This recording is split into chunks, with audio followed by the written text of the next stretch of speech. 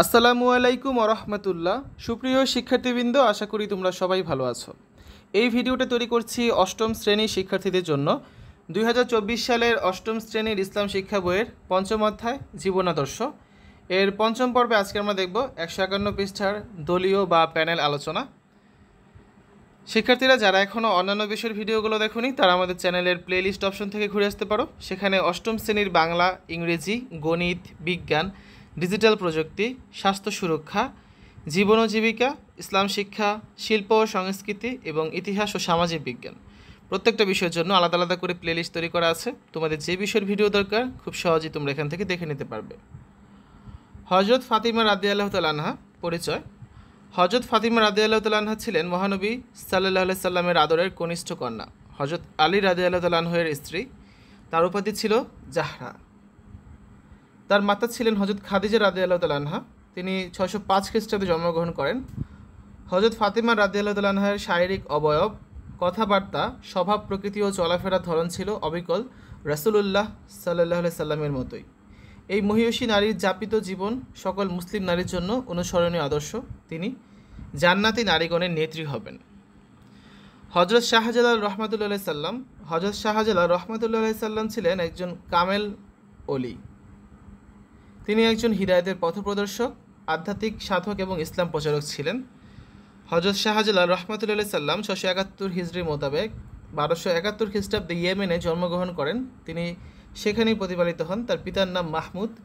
শাহজালাল 3 মাস বয়সে মাতাকে হারান। 5 বছর বয়সে তার পিতাও মৃত্যুবরণ করেন। এরপর মামা আহমদ কবির তার লালন পালনের দায়িত্ব গ্রহণ করেন। আজকে আমরা 151 পৃষ্ঠার এই দলীয় বা প্যানেল আলোচনাটা করব। হজরত ফাতিমা রাদিয়াল্লাহু তাআলা আনহা এবং হজরত শাহজালাল রহমাতুল্লাহ সাল্লামের জীবনাদর্শ তুমি বাস্তব জীবনে কীভাবে চর্চা করবে তা দলে বা প্যানেল আলোচনা করে উপস্থাপন বা পোস্টারে সেটা উপস্থাপন করো, ঠিক আছে?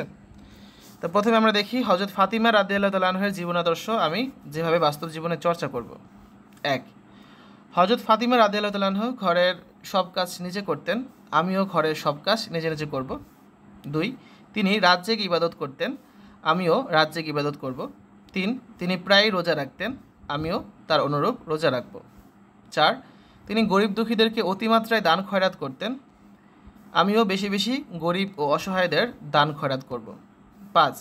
তিনি অনাহারে থাকা সত্ত্বেও অভাবীকে খালি হাতে ফেরাতেন না। আমিও তার মতো খালি হাতে অভাবীকে ফেরাবো না। 6. তিনি ছিলেন সত্যবাদী, পুণ্যবতী। আমিও তার মতো সত্যবাদী এবং পুণ্যবান, ছেলেরা লিখবে পুণ্যবান আর মেয়েরা লিখবে পুণ্যবতী হবার চেষ্টা করব, ঠিক আছে?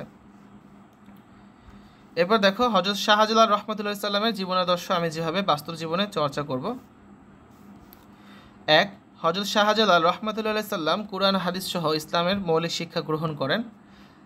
আমিও কুরআন হাদিস সহ ইসলামের মৌলিক শিক্ষা গ্রহণ করব। 2. তিনি ইসলামের সকল জ্ঞান বিজ্ঞানে পাণ্ডিত্য অর্জন করেন। আমিও তার অনুসরণে ইসলামের সকল জ্ঞান বিজ্ঞানে পাণ্ডিত্য অর্জন করব। 3.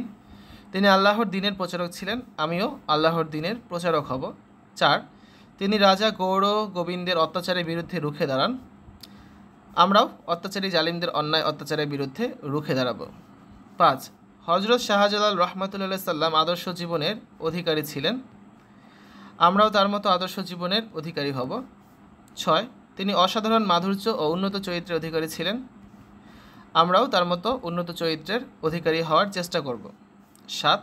তিনি নিষিদ্ধ দিন ছাড়া সারা বছর দিনে রোজা রাখতেন এবং রাত জেগে ইবাদত করতেন। আমরাও তার অনুসরণে দিনে রোজা রাখবো এবং রাতে ইবাদত করব। তো শিক্ষার্থীরা, এই ছিল আজকে আলোচনা। পরবর্তী ক্লাসে আমরা 6ষ্ঠ অধ্যায়ে চলে যাব, যার নাম হচ্ছে পরমত সহিষ্ণুতা। এবং 6ষ্ঠ অধ্যায়ের 152 পৃষ্ঠাে একটা ছক আছে, মত বৈচিত্র্য ছক পূরণ। আমরা পরের ক্লাসে ছকটা পূরণ করে নিয়ে আসবো, ঠিক আছে? তো প্রত্যেককে পরের পর্ব দেখার জন্য আমন্ত্রণ জানাচ্ছি। শিক্ষার্থীরা, এতক্ষণ তোমরা দেখলে ইসলাম শিক্ষা অষ্টম শ্রেণী পঞ্চম অধ্যায় 151 পৃষ্ঠার দলীয় আলোচনা বা প্যানেল আলোচনা। আশা করি তোমাদের কাছে ভিডিওটা ভালো লেগেছে। আজ এখানে বিদায় নিচ্ছি। আল্লাহ হাফেজ।